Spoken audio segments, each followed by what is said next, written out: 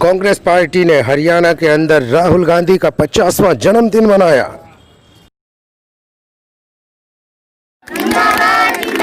दीपेंद्र हुड्डा जिंदाबाद, कांग्रेस पार्टी जिंदाबाद।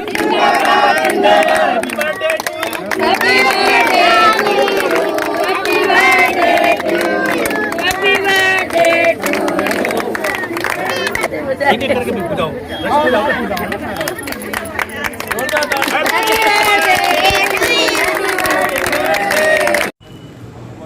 इसी के चलते राजेश बोथ जी गरीबों के मसीहा बन के आगे आए और राशन वितरण भी किया।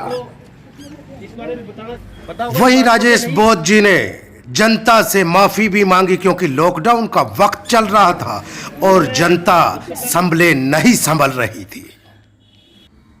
वहीं राजेश बोथ जी ने जनता को रिक्वेस्ट की, अपील की कि सोशल डिस्टेंसिंग का ख्याल रखना बहुत अनिवार्य है और ये हमारे जीवन का हिस्सा बन चुका है। वहीं कांग्रेस के कार्यकर्ता भाजपा के ऊपर जम के बरसते हुए नजर आए और जनता भी कुछ कह रही थी। सुनिए क्या कह रहे हैं। ये भी आज जो भाजपा की जो सरकार बनी हुई है हिंदुस्तान में किस कदर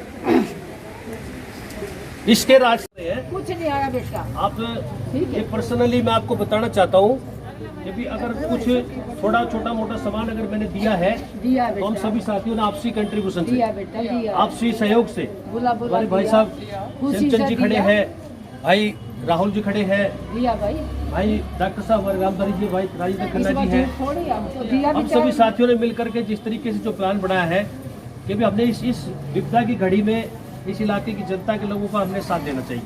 सही बात। हमने प्रधानमंत्री के लॉकडाउन की पालना भी की, हम घर से बाहर भी नहीं निकले।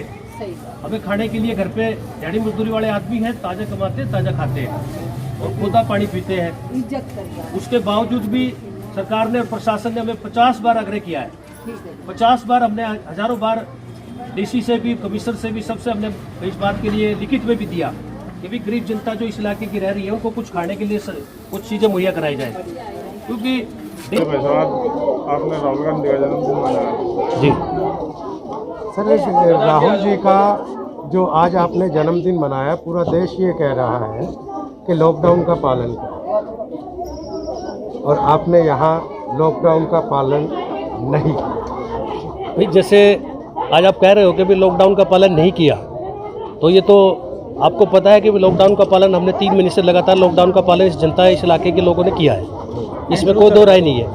बट आज आप इस बात का आरोप जो हम पे लगा रहे हैं, इस गरीब जनता की भूखे पेट की आवाज़ थी, जिस वजह से हमने लगातार जिस तरीके से हमने इस इलाके के लोगों की जो मदद की है, आपको फॉर द एग्जाम्पल पिछले 1 महीने पहले जो भाजपा सरकार के जो पूर्व मंत्री और पूरा प्रशासन, जिला उपायुक्त महोदय, जिला नगर निगम कमिश्नर और टोटल अधिकारी कर्मचारी, जिन लोगों ने सफाई कर्मचारियों को बुला करके जिस तरीके से ऊपर तली उनको सम्मानित करने का जो प्रोग्राम बनाया था, उसमें कम से कम ज़्यादा नहीं तो 2-2.5 हज़ार आदमी के लोगों की भीड़ थी। वो उस टाइम में, जिस टाइम में लॉकडाउन का महामारी थी, बहुत ज़्यादा इस बात का खतरा था देश को, उस टाइम में उन्होंने लॉकडाउन का पालन नहीं किया। हमने तो आज फिर भी लॉकडाउन का पालन किया।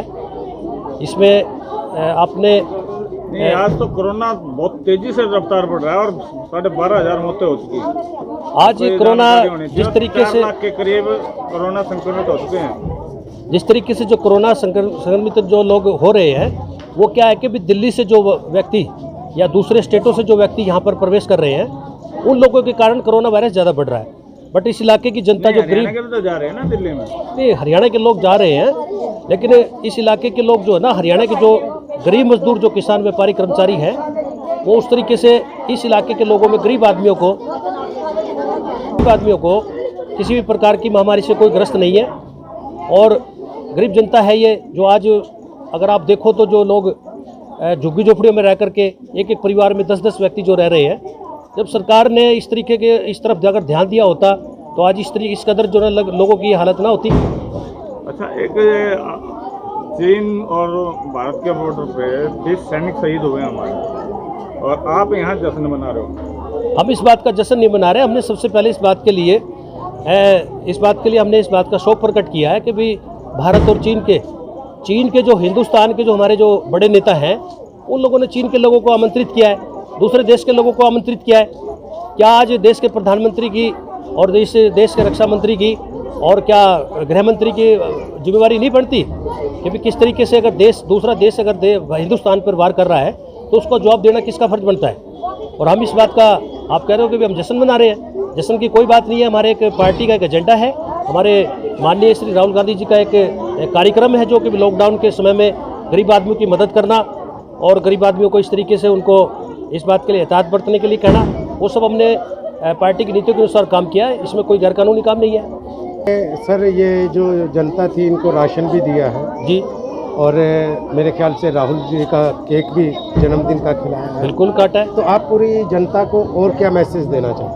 पूरी जनता को हम ये मैसेज देना चाहते हैं कि भाई सभी जो ना लॉकडाउन के जो प्रधानमंत्री हमारे देश के जो प्रधानमंत्री रहे, उन्होंने जिस तरीके से लॉकडाउन के आदेशों की जो देश के हर नागरिक ने, देश के हर वर्ग ने जो उनकी जो आज्ञा का जो अनुपालना की है, उसको जिस तरीके से उन्होंने अनुपालना की, उस तरीके से उन लोगों को सरकार की तरफ से एक देश के प्रधानमंत्री का दायित्व बनता है कि भी गरीब जनता की तरफ और प्रशासन इस तरफ ध्यान दे, उनके खाने पीने की व्यवस्था करे।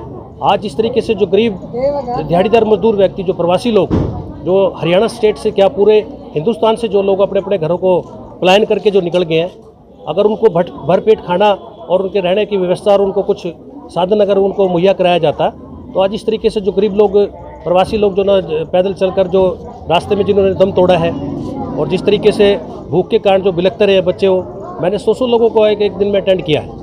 तो ये देश की एक नाकामी है और एक देश के जो सरकार जो चला रही है, भाजपा की जो सरकार, ये देश इस तरीके से आगे देश नहीं बढ़ सकता और खाली बातें करने से देश का भला नहीं हो सकता, गरीब लोगों का पेट नहीं भरा जा सकता। लेकिन हमारे फिर भी सर, आप क्या चाहते हैं कि क्या होना चाहिए? होना चाहिए कि भी गरीब जो दिहाड़ीदार मजदूर व्यक्ति है, उन लोगों को कम से कम सरकार जो कह रही है 10,000 रुपये हम उनको जो ना लोन के रूप में देंगे, लोन के रूप में क्यों दे, उन लोगों को कम से कम सरकार का फर्ज बनता है।